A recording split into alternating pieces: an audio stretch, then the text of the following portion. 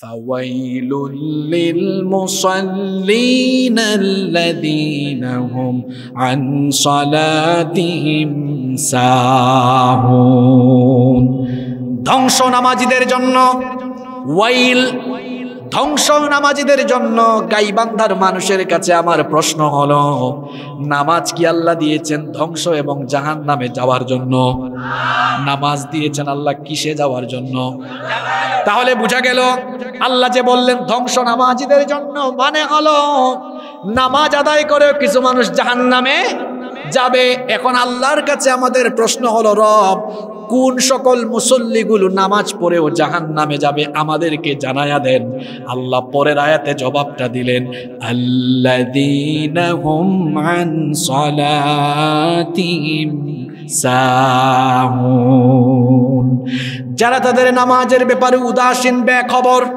এই উদাসীনের ব্যাখ্যায় তাফসীরে এসেছে এরা হলো সেই রকম লোক যারা কখনো কখনো আসে কখনো কখনো আসে না যখন সুবিধা মনে করে তখন আসে যখন সুবিধা মনে করে না তখন আসে না এই ধরনের নামাজি হলো আমার সমাজে মোট 5 প্রকার জোরে বলেন কয় প্রকার কেমনে একটু মিলায় নেন প্রথম প্রকার হলো সাপ্তাহিক নামাজি গোটা সপ্তাহ খবর নাই শুধু জুমার দিনে মসজিদে যায় এই রকম নামাজি অবশ্য আমাদের গাইবান্ধায় নাই নাম্বার 2 নম্বর হলো মাসিক নামাজি সারা বছর নামাজের খবর নাই রমজান মাস আসলে গোটা মাস মসজিদে পাওয়া যায় ভালো কথা রমজান মাসে আসেন কিন্তু সারা বছরও নামাজ আদায় করার দরকার আছে না নাই সারা বছর বাদ দিয়ে শুধু রমজান মাসের মাসিক মুসল্লি এই রকম মুসল্লি আমাদের গোবিন্দগঞ্জে নাই 3 নম্বর হলো বার্ষিক নামাজি সারা বছর নামাজ নাই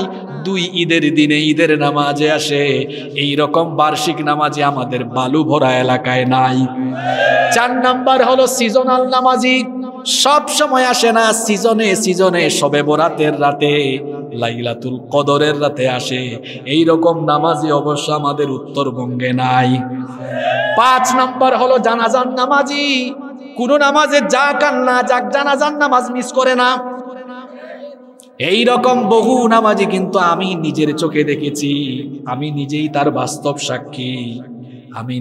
বাস্তব সাক্ষী অনেক মানুষ আছে ঢাকায় বাসা গুলশানে বনানীতে তার বাসা থেকে মসজিদ হলো মাত্র 50 হাত 100 হাত ফজরের আজান শুনে 50-100 হাত দূরে মসজিদের জামাতে যায় না কিন্তু ফজরের আগে ফোন গিয়েছে গোবিন্দগঞ্জের বালু ভরা এলাকার একজন মারা গিয়েছে এখন জানাজার জন্য ভোর রাতে উঠে গাড়ি চালায়া এত কিলোমিটার জায়গা জার্নি করে 5-6-7 ঘন্টা জার্নি করে জানাজার মাঠে হাজির কি ব্যাপার লোকটা তার বাসা থেকে 50-100 হাত দূরে মসজিদে গেল না কিন্তু এত দূরে সফর করে জার্নি করে জানাজায় কেন হাজির আপনি তার মতলব না বুঝলেও আমি বুঝতে পেরেছি আসলে মসজিদে গেলে ফজরের নামাজে জামাতের আগে বক্তব্য দেওয়ার সুযোগ পাবে না কিন্তু জানাজার নামাজের আগে বক্তৃতা দেওয়ার সুযোগ আছে একবার জোহরের নামাজ ঘটনা বলবো আমি আমার সাথে ঘটে যাওয়া এমন বহু ঘটনা আছে আমি বাস্তব সাক্ষী এগুলো জোহরের নামাজ আমার এলাকার ঘটনা এটা বাড়িতে গিয়েছি 2-3 জন ভাই আছেন তারা আমি নামাজে যাচ্ছি তাদের সাথে আমার ভালো পরিচয় আলহামদুলিল্লাহ এলাকার মানুষ তো বললাম ভাইজান আজান হয়েছে চলেন নামাজে যাই আপনি যান আমরা আসতেছি আমি ভাবলাম হয়তো তারা আসবেন কোনো কাজ এখানে আছে আমি চলে গেলাম মসজিদে তারা আসলেন না নামাজেও আসলেন না যাই হোক নামাজ শেষ করার পরে ইমাম সাহেব ঘোষণা দিলেন মসজিদের নিকটবর্তী এক মাঠে জানাজা আছে কে মারা গেলেন ইমাম সাহেব নাম বললেন যিনি মারা গিয়েছেন আমিও তাকে চিনি ভাবলাম এই মসজিদে নামাজ পড়তে আসলাম জানাজাই যেহেতু আছে 5-10 মিনিট লাগবে জানাজাটা পড়ে আমি যাই চলে গেলাম জানাজার মাঠে আশ্চর্য ব্যাপার আমি মসজিদে এসে সামনের কাতারে জায়গা পেয়েছি জানাজার মাঠেও সামনের কাতারে পেয়েছি কিন্তু একদম সাইডে আমি দাঁড়িয়ে গেলাম সাইডে হঠাৎ করে দেখি জানাজার লাশ তো কোথায় থাকে কাতারের দেখি ঠিক লাশের পিছনে ওই 2-3 মুসল্লি যাদেরকে আমি নামাজের দাওয়াত দিয়েছি আমি তো অবাক কি ব্যাপার এরা মসজিদে গেল না কিন্তু এখানে জানাজায় তো একদম হাজির এখন থেকে কিছুক্ষণ পর একজন একজন করে মাইক হাতে নিয়েছে। যেই জানাজা পড়তে লাগে 5-10 মিনিট, সুবহানাল্লাহ লাগছে প্রায় 1 ঘন্টা, একজনের পর একজন। কি বিড়ম্বনা! যাই হোক, সবুর করে থাকলাম, দাঁড়িয়ে থাকলাম। জানাজার নামাজ শেষ হলো। যাওয়ার সময় আমি তাদের সাথে দেখা করলাম।